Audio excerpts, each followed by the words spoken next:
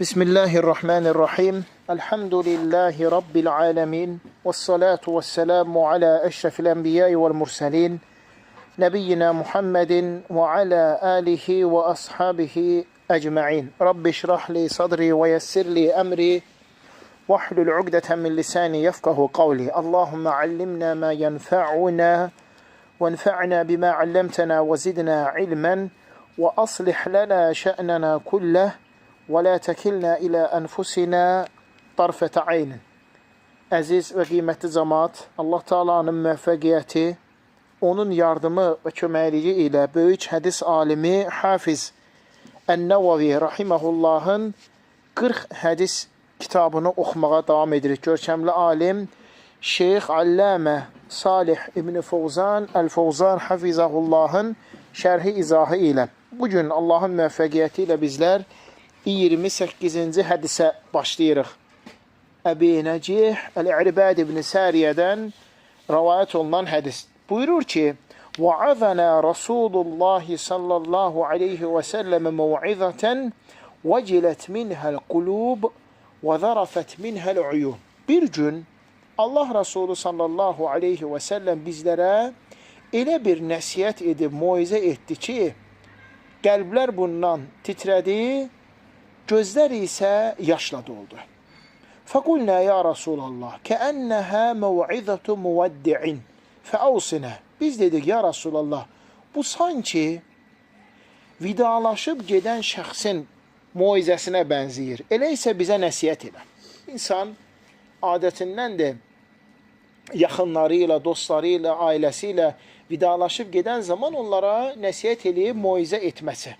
Səhabələr də hiss edirlər, ya Rasulallah, sanki vidalaşan şəxsin bizə moizəsini etdin. Çünki elə bir moizə edib, elə bir nəsiyyət edir ki, qəlblər titriyir və gözlər yaşla dolur.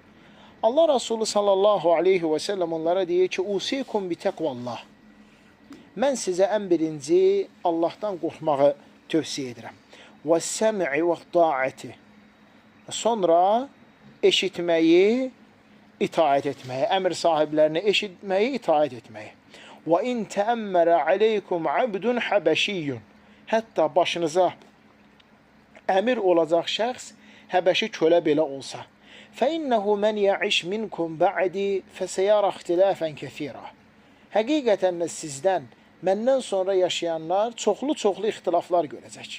Fəaleykum bi sünnəti və sünnətil xulafəir raşidinəl məhdiyyin.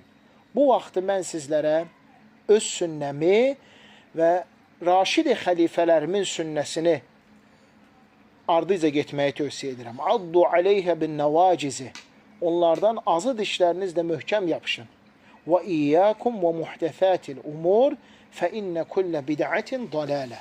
Və nəbada yeni işlər, yeniliklər gətirəsiniz. Həqiqətən də hər bir yenilik bidətdir və hər bir bidətin də axırı zəlalət odudur. Bu hədis çox əzəmətli bir hədisdir. Allah Resulü sallallahu aleyhi və səlləm burada səhabələrinə çox əzəmətli, bəlağətli bir nəsiyyət edir. Əlbəttə ki, nəsiyyət edib vəz vermək tələb olunan işdir.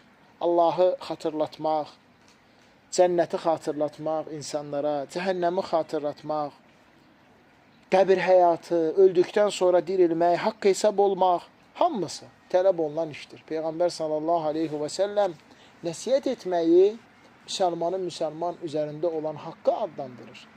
Bir hədisində buyurur ki, sizdən kim ona nəsiyyət etməyinizi istəsə, ona nəsiyyət edin. Və nəsiyyətləşmək də dinimizdəndir. Peyğəmbər sallallahu aleyhi və səlləm nəsiyyətləşməyi din adlandırır. Əd-dinun nasihə. Din nəsiyyətləşməkdir. Yəni, qarşılıqlı xatırlatma etməkdir. Və Allah Teala buyurur, sən xatırlat, nəsiyyət et. Həqiqətən də sən ancaq nəsiyyət edib xatırladansan. Başqa bir ayədə isə buyurur ki, möminlərə fayda verir xatırlatmaq. Və Qur'an-ı Kərim, Rasul sallallahu aleyhi və səlləmin sünnəsi nəsiyyətdir, tövsiyədir, moizədir. Allah subhanahu teala buyurur, وَعِذْهُمْ və onlara sən nəsiyyət et. فَالْوَعْذُ مَطْلُوبٌ və vəz etmək, nəsiyyət etmək tələb olunan bir əməldir. Xilafən lillezînellezîne yuhavvinûne min şə'nil va'az. Xüsusən indiki vaxtda artıq nəsihət etmək, insanlar səhlənkarlıq edirlər və yaxşı yanaşmırlar. Artıq bu azalıb. Abdullah ibn Mübarək rahiməhullahın yanına gəlir insanlar. Yəni bundan bir 13 əsr qabaq. Və deyirlər ki, nəsihət edən artıq qalmayıb. Yəni, təsəvvür elə 13 əsr bundan qabaq deyirlər ki, nəsihət edən qalmayıb. Abdullah ibn Mübarək deyir ki, hələ bir mənə deyin görüm, nəsihətə qulaq asan varmı? Yəni, nəsihət edəndən qabaq, nəsihətə qulaq asan varmı? Əlbəttə, işin nə qədər əzəmətli olduğunu göstərir. Və mütləq insan xatırladan zaman Allah Subhanahu Taala'dan xatırlatmalı, onun cənnətindən, həmçinin cəhənnəmdən xatırlatmalı, qiyamət günü, haqq hesab və s. Yuhavvinûne min hâzihil umûru kəmə yunşaru fis-suhufi. Və insanlar bunda səhlənkarlıq edirlər, necə ki, bugün görülür. Və yəsxarûne minəl əimmə vəl-xutabâillezîne ya'izûnən-nəsə. Və bundan da pisi, nəsihət edənlər ilə, xatiblər ilə, alimlər ilə bəzi insanlar var ki, məsxərə edirlər. Yəni, onları ələ salırlar. Və həzə dəlilun alə nifaqihim. Və bu, onların Allah qorusun nifaqlarına dəlildir. Və alə kərahiyyətihim lil-haqq. Və haqqı sevməmələrinə dəlildir. Allah qorusun. Və alə qasvəti qulubihim. Və qəlblərin daşlaşmağına dəlildir. Yəni, bir insan nəsihəti sevmirsə və nəsihət edəni lağlağa, masxaraya salırsa, şeyx buyurur ki, bu ən birinci həmin insanın qəlbində nifaqın olmağına dəlildir, Allah qorusun. Sonra haqqı bəyənməməyinə dəlildir. Sonra onun qəlbinin daşlaşmağına, Allah qorusun, dəlildir. Allah Subhanahu taala buyurur, فَمَا لَهُمْ عَنِ التَّذْكِرَةِ مُعْرِضِينَ. Onlara nə olub ki, xatırlatmadan, zikirdən üz çevirirlər. كَأَنَّهُمْ حُمُرٌ mustənfirə fərrat min qasvara. Yəni, Allah Teala buyurur, sanki onlar uzaqlaşıb gedən uzun qulaqlar kimidir. Uzaqlaşıb gedən Müddəssir surəsi 49-50-51-ci ayə. Amma nəsihəti sevən, nəsihətə qulaq asan, insanda xeyir var. Günlərin bir günü bir nəfər kişi gəlir, möminlərin əmiri Ömər ibn Xattab radiyallahu anhuya deyir ki, ey möminlərin əmiri, Allahdan qorx, nəsihət edir. Ömər radiyallahu anhu o kişiyə deyir ki, yəni biri bizə Allahdan qorx desə nə deyərik? Allah bilir, nələr deyərik. Lakin Həzrət Ömər deyir ki, sizdə xeyir olmaz, bizə belə nəsihət etməsəz. Bizdə xeyir olmaz, sizin nəsihətinizi eşitməsək. Subhanallah. Peyğəmbər sallallahu aleyhi və səlləmin etmiş olduğu bu nəsihət ilə qəlblər titriyir. Yəni, qəlblər qorxur. Gözlər yaşla dolur, yəni başlayır insanlar ağlamağa. Və bu da Allah Rasulü sallallahu aleyhi və səlləmin muizə etmədə, nəsihət etmədə nə qədər kamil olduğunu göstərir. Belə ki, insanlar təsirlənirdilər. Və fi həzə bəyanun لِمَا كَانَ عَلَيْهِ الصَّحَابَ مِنْ قَبُولِ الْوَعْذِ وَالتَّأَثُّرِ بِهِ. Burada dəlil vardır, səhabələrin nəsihəti, Allah Teala onların hamısına razı olsun, qəbul etmələrinə və təsirlənmələrinə. بِخِلَافِ الَّذِينَ يَسْمَعُونَ الْوَعْذِ وَلَا يَتَأَثَّرُونَ بِهِ. O şəxslər kimi ki, vəsiyyəti eşidirlər, nəsihəti eşidir, amma təsirlənmirlər. هَؤُلَاءِ قَدْ قَسَتْ قُلُوبُهُمْ. Artıq onlar qəlbləri daşlaşıb. Əmmə təəthürü bil-va'zi fəhuvə dəlilun alə sələmətil qalbi minəl qasvə. Amma insanın nəsihətdən, tövsiyədən təsirlənməsi onun qəlbinin salamat olmağına dəlildir. Yəni, nəsihət elə bir şeydir ki, yəni, insan 5 dəqiqə, 10 dəqiqə xatırladılmasa, artıq nədir? Nəfsi ilə baş-başa qalacaq.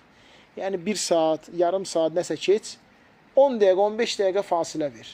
Məsələn, bugünkü kimi telefona və ya kompüterə bax, görürsən ki, Allah qorusun, insan nəsihətləri, o götürləri yaddan çıxır. Və Allah Subhanahu taala buyurdu ki, nəsihət salamat qəlbli, əsl möminə fayda verir. Biz dedik, ya Rasulallah, bu sanki vidalaşıb gedən şəxsin muizəsidir. Çünki Allah Resulü sallallahu aleyhi ve sellem elə nəsiyyət etmiş ki, səhabələr bundan təsirlənmişdilər. Bu hədis dəlildir ki, Allah Resulü sallallahu aleyhi ve sellemin əcəlinin yaxınlaşmağına, artıq ömrünün sona çatmağına dəlil idi. لِأَنَّ الْعَادَةَ أَنَّ الْإِنسَانَ يُوسِي بِهِ مَنْ خَلْفَهُ إِمَّا عِنْدَهُ سَفَرَهُ وَإِمَّا عِنْدَهُ مَوْتُهُ. Çünki insan özündən sonra gələnlərə, özündən sonrakılara, yəni özü gedir qalanlara o vaxtı nəsiyyət edir ki, ya bir səfərə çıxacaq uzaq, ya da ki, artıq ömrü sona çatır. Necə ki, Allah subhanahu teala bizə Quran-ı Kərimdə danışır. Yaqub aleyhissalam vəfatına yaxın övladlarını toplayır bir yerə və deyir ki, övladlarım, məndən sonra kimə ibadət eləyəcəksiniz? Yəni, onların özündən sonraki halı ilə maraqlanır. Çünki ata özündən sonrakılardan, yəni ailəsi olsun, övladları olsun, qiyamət günü soruşulacaq. Çünki gedir və onlar qalır. Onlar da deyirlər ki, biz sənin ilahın, İsmailin, İshakın, İbrahimin ilahı Allaha ibadət edəcəyik. Mütləq gərək valideynlər, həmçinin nəsil ağsaqqalları bununla maraqlansınlar.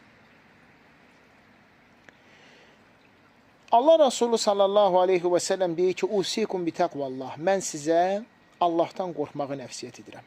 Yəni, Allahın əmrlərini yerinə yetirib, qadağalarından çəkinməyi. Allah yanında olan savab və mükafatlara çatmaq üçün onun əzabından, cəzasından qorxaraq. Bu birinci nəsiyyət. İkinci, وَالسَّمِعِ وَالطَّاعَةِ وَاِنْ تَأَمَّرَ عَلَيْكُمْ عَبْدٌ حَبَشِيٌّ. Əmr sahibini eşidib ona itaat etmək, hətta əmr sahibi Həbəşi kölə belə olmuş olsa. Əs-səm'u və ta'atu li vulatil umur. Əmr sahiblərinə eşidib onlara itaat etmək. Li'annahu fi hada cem'ul kelimə. Məs bu əməldən sonra artıq insanların sözləri bir yerə cəm olur. Və fihi masalihud-din, dunya və din. Həm dünyəvi xeyirlər, məsləhətlər, həm də dini xeyirlər, məsləhətlər əmr sahibini eşidib ona itaat etməkdə var. İzə ictəmə'ətil kəlimə alə imamin min əimmətil musliminə və qadihim fə innə həzə yəhsulu fihil xayrə kullə.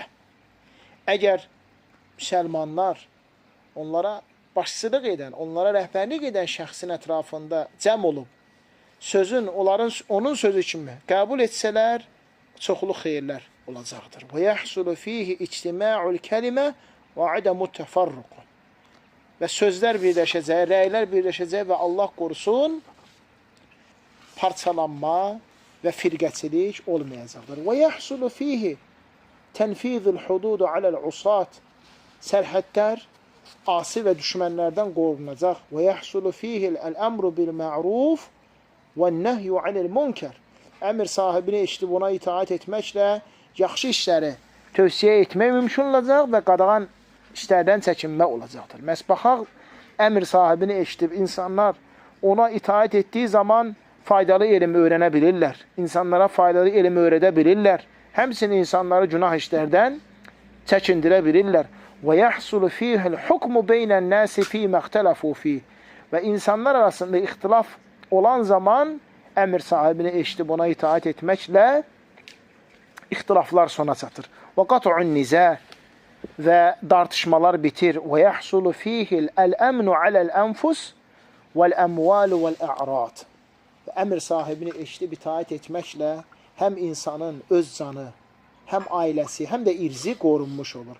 Fəyəhsulu fihi xayratin kəthira. Və çoxlu xeyirlər həm dünya, həm axirət. Və lihəzə əvsa bis-səm'i və-ta'ati li-veliyyi əmril muslimin. Ona görə Peyğəmbər sallallahu aleyhi və səlləm müsəlmanların başçılarına eşidib onlara itaat etməyi nəsiyyət etdi. وَلَكِنْ بِالْمَعْرُفِ. Lakin yaxşı işlərdə, ibadətdə. Əmmə izə əmara biməsiyyətin fəinnəhu la yuta'u fil-məsiyə. Amma əgər başçı günah bir şeyi əmr edərsə, o işdə ona itayət olunmur. Çünki Peyğəmbər sallallahu aleyhi və səlləm buyurur, la ta'ətə li məxluqun fi məsiyyətillahi. Allaha asi olacaq işdə məxluqa itayət yox. Kim olursa olsun. Lakin la yenhallu əmruhu. Lakin bu demək deyir ki, yəni onun sənin üzərində olan əmirliyi sona çatır. Xeyr, onun əmirliyi sənin üzərində qalır, onun hörməti saxlanmalı, onu eşidib ona itaət olunmalı. Lakin o işdə, Allaha günah olacaq işdə ona demək eşidilib itaət olunmur. Və yuta'u fi ghayriha minəl ma'ruf. Digər yaxşı xeyr əməllərdə o eşidilib ona qulaq asılır. Peyğəmbər sallallahu aleyhi və səlləm buyurur ki, əgər başınıza kölə əmir olsa, bu da məsəldir sadəcə. Yəni, təhqir eləmək üçün yox və yaxud da əmr sahibini aşağılamaq üçün yox, sadəcə misal çəkir. Yəni, birdən kölə, qul sizə əmir olsa, yenə də onu eşidin və ona itaət edin. İnşallah burada kifayətlənəyin. Allah subhanət hala bizləri eşidib, başa düşür, faydalanan və ən gözəlinə tabi olan qullarından etsin.